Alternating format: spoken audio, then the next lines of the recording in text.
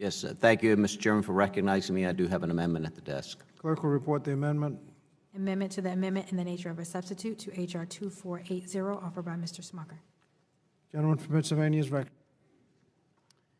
Thank you. I'd like to start by thanking my colleague, Representative Underwood, for her work in co-sponsoring and introducing this important amendment.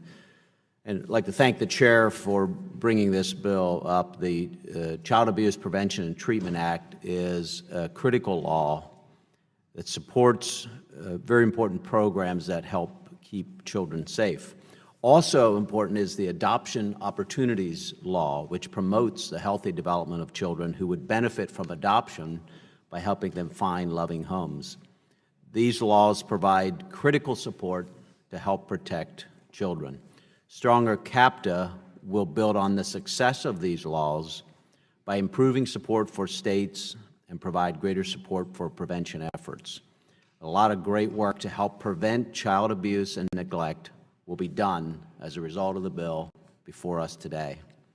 And sadly, we need it. As we have heard today, the opioid epidemic is continuing to plague our communities, plague our nation, and our children are suffering the consequences. Children are moved out of their homes and into foster care, or sometimes adopted into new families. Last Congress, my bipartisan legislation to reduce known barriers for foster placement was signed into law.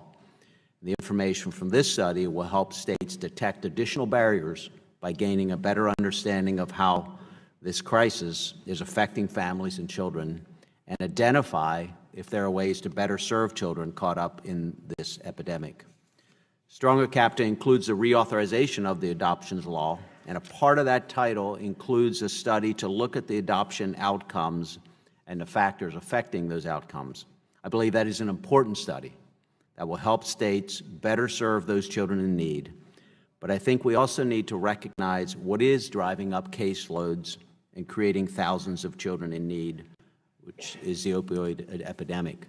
This amendment requires the study to specifically look at how parental substance abuse disorder affects the outcomes on adoption. The information from this study will help states learn how this crisis affects families and children, and if there are ways to better serve children caught up in this epidemic. I appreciate, again, the Congresswoman from Illinois working with me on this issue. I urge support of the amendment, and I yield back the balance of my time.